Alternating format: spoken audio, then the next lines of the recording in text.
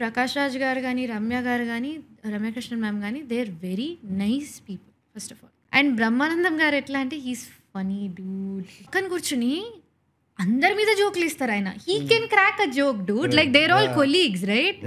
I can't laugh.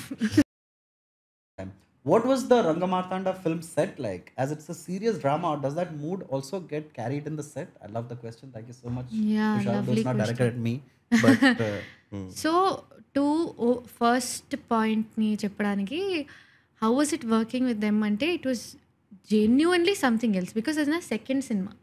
I was 19 when I shot it.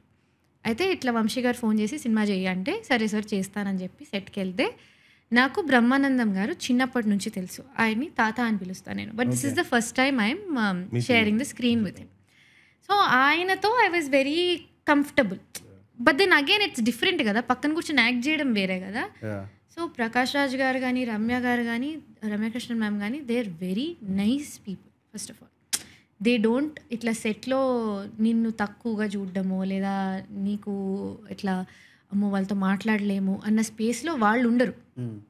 So వాళ్ళు చాలా జాలీగా ఉంటారు. వాళ్ళు వస్తారు, వాళ్ళు పని చేసుకుంటారు, వెళ్ళిపోతారు. ఇప్పుడు రమ్య మ్యామ్ ఎట్లా అంటే సైలెంట్గా కూర్చుని ఉంటారు, ఆవిడ ఫోన్లో ఏదో పని చేసుకుంటారు, ఎవరైనా ఆవిడ ఫ్రెండ్స్ గిన్స్ వస్తే మాట్లాడతారు, షార్ట్ చేసుకుంటారు, వెళ్ళిపోతారు. ప్రకాష్ రాజ్ గారు much close to Vamsi garu కాబట్టి, also huge part of making that film కాబట్టి they are always having conversations and he had this beautiful habit of feeding all of us on set. So ఆయన క్యారేజే ఇంత పెద్ద క్యారేజ్ వచ్చేది అందరం కలిసి తినేలాగా. అండ్ బ్రహ్మానందం గారు ఎట్లా అంటే he's funny dude. He's like ఎట్లుంటారు తెలుసా ఆయనకి, he can talk without moving his lips much. Not అంత కాదు బట్ లైక్ ఇట్లా ఇలా మాట్లాడతారు అనమాట ఆయన.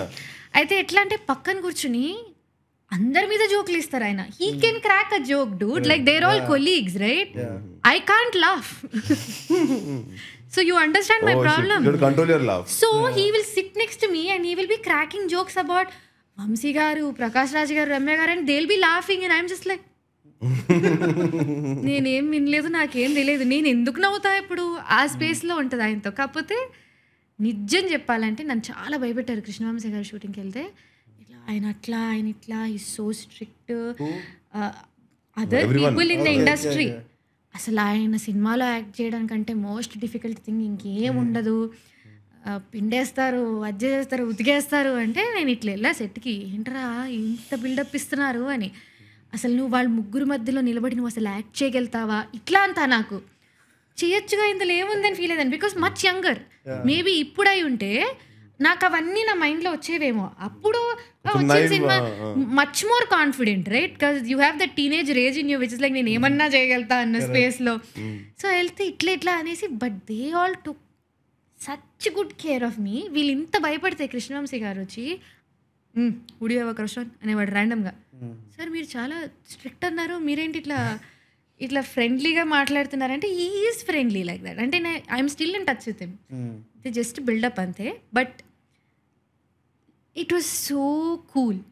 It so much learning in so many ways.